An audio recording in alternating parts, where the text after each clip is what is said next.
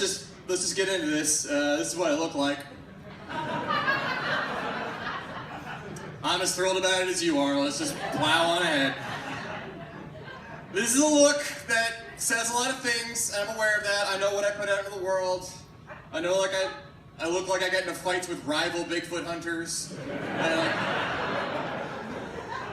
I look like there's at least 3 Boston pizzas in town that I'm no longer welcome at.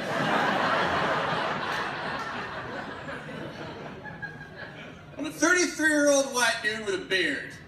And I'm not sure if you've heard of us, but our stock is not rising. It's not going great.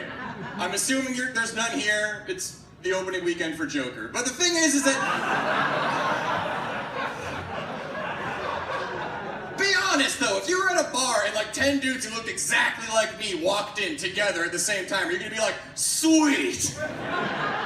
Some well-informed progressive opinions just walked the fuck in the room. No, I bet these guys have a lot of videos of themselves in the front seat of their trucks, spitting some mad truth about the issues of the day. They're like, saying, the problem is the disrespect, you know, like that crap? No. I know. And my biggest problem is, it's not even my fault. I also happen to be bald. And when you look like me, you go bald, you're unfortunately faced with a decision, and neither of your options are all that great. You can shave your head and look racist.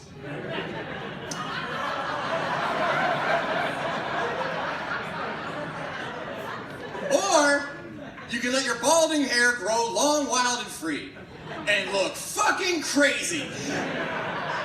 And I've weighed the 2 options, and I'm going with crazy. I don't care. Less baggage. I'm going with that. When I don't wear a hat, what do I want people to think? American History X or Riff Raff from Rocky Horror Picture Show? He could sing and dance. I'm going with that guy. Like, honestly, like, first impressions, you can't help it. When you see someone, like, what do I want people to think when they see me? They look at me and go like, oh, look at this guy. I bet you he reads racist literature. Or do I want to think, oh, look at this guy. He writes racist literature. At least you think I'm educated.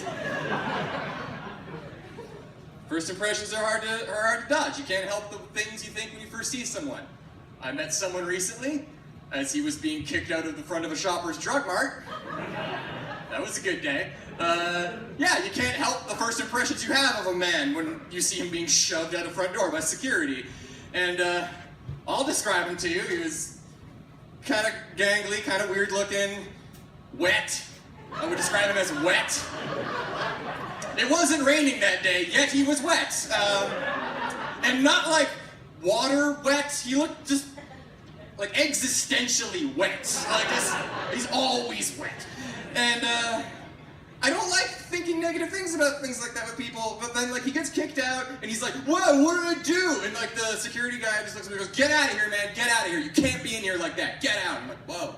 And then the guy turns around and then I see why he got kicked out of Shoppers Drug Mart. He was wearing a white t-shirt, and from here to here to here to here was a giant photo of tits. Just gigantic, big, fake, rock and roll disco coke boobies. Just right in your face. And I do not mean to be crass, okay? Under any normal circumstance, I'd use the proper word, which is breasts. But given the circumstance, with the lighting that was used to take the photo, the amount of glitter on them, and I'm sure the gross motherfucker wearing it, nah, they're tits now, I'm sorry. That's the word for that situation. It's why we have so many words for so many different things, different scenarios, and it goes both ways. Like if you look up like male genitalia in an anatomy book, be like, yes, there's a picture of a penis. But when it's pressed up against your car window in front of the Palomino Club at 2:30 in the morning,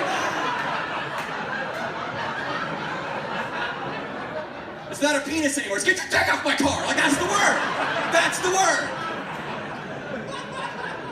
If you're like, remove your penis from my automobile, you're the weird. It's like, no, get your dick off my car. Window, brr, brr, brr, brr, brr, brr. Like, no.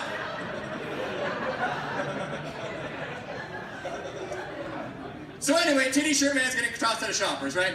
And he looks at me, and he says something that I've heard a lot of gross people say lately.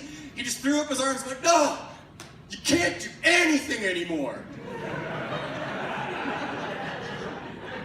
Are Are you sure? Because I've been going to Shoppers my whole life, and I don't remember in the 90s it being like, Titty Shirt Tuesday. Like, that was never a thing, man. I hate to be the first one to tell you this. You're gross. And you've always been gross. And this is not PC culture run amok, dude. I'm sorry. And allow me to flip your wig here, brother.